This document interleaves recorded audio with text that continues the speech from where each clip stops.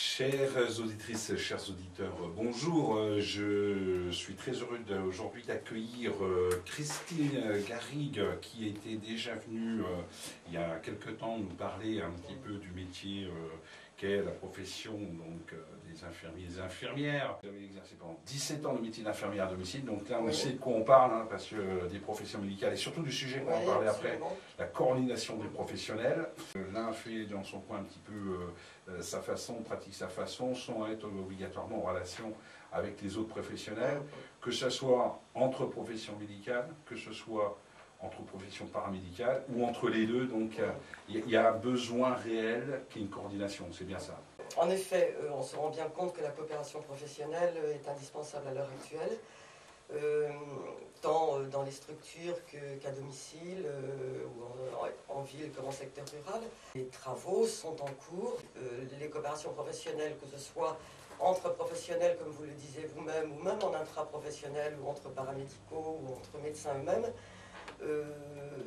pose le problème des compétences respectives, des fonctions respectives, des statuts différents, des rémunérations différentes, et que tout ça ne peut pas se faire du jour au lendemain. On a bien conscience tous qu'on ne peut plus travailler comme il y a encore une dizaine d'années, chacun de son côté. La santé publique, c'est la gestion de la prévention, la gestion collective, mais c'est aussi la pratique des soins sur le plan humain. On sait à quel point, dans les hôpitaux, comme en ville, comme dans les déserts médicaux, le problème du manque de personnes et de moyens va évidemment avoir des répercussions sur l'aspect relationnel, mais aussi sur la mise en œuvre des compétences. Après, comment on va quantifier l'acte, comment on va pouvoir mettre, je veux dire, le coût de l'acte? Parce que si c'est un médecin qui aura une certaine valeur, si c'est une profession médicale, alors que c'est le même acte, et je veux dire, la compétence est reconnue, donc et ça sera un acte qui sera coûté différemment. Je pense qu'il faut qu'on creuse la question des coopérations entre ces professionnels. Très sincèrement, je pense qu'on n'essaie pas assez d'optimiser les compétences infirmières dans son travail en collaboration avec le médecin. Moi, je souhaite que c'est une voie qui soit exploitée davantage. C'est normal, mais vous comprendrez bien qu'au niveau politique, on va préférer se dire non, on ne peut pas faire comme ça. On va simplement utiliser les infirmiers pour des choses ciblées dans le cadre de transfert de compétences par rapport aux médecins. Mais déjà, en dévalorisant le voilà. Alors, bien sûr, effectué par l'infirmier, ce sera peut-être moins coûteux pour la société, ce sera le but du jeu.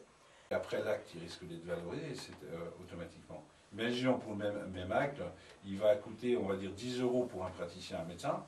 Et puis si c'est l'infirmier, l'infirmière, donc par rapport à ce qu'on disait, il va coûter 8 €. Donc après, quand le alors là, on ne sait pas du tout comment ça va se passer. Oui, puis d'un autre côté, au niveau des assurances, et au niveau des assurances, ça risque de coûter plus cher. Il n'y a aucune raison pour qu'une infirmière, a priori, soit payée moins cher par rapport à un acte, qui soit fait par un médecin ou une infirmière. Bien sûr. Là encore, il y a tout un travail à faire pour protéger et défendre nos compétences.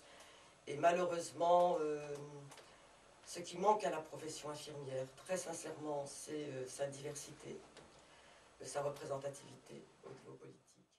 La transmission du savoir de la médecine gériatre à la médecine générale peine à se faire. Parce qu'ils ne sont pas assez nombreux, qu'ils croulent sous le boulot et qu'ils n'ont pas le temps. Voilà. Apparemment, c'est pas, si je peux me permettre, c'est pas ce qui est dit, parce qu'on dit qu'il est vrai, 1970, 110 000 médecins, 220 000 2010, c'est l'ordre des médecins dit non, c'est simplement la répartition. Oui. Enfin bon, je crois pas qu'il y aura que ça. Ce n'est pas qu'un... Mais il manque de médecins, moi j'estime à 11 000. Puis il manque de médecins aussi par rapport à la question de la spécialisation aujourd'hui. Sûr. Mais à côté de cela, il est très surprenant que le travail de l'infirmière qui exerce à domicile, l'infirmière libérale, n'ait pas évolué par rapport à la demande en soins. Être encore plus compétente et performante et apporter une aide aux médecins généralistes qui serait vraiment une aide substantielle, intéressante et d'un point de vue économique, à mon avis, extrêmement intéressant.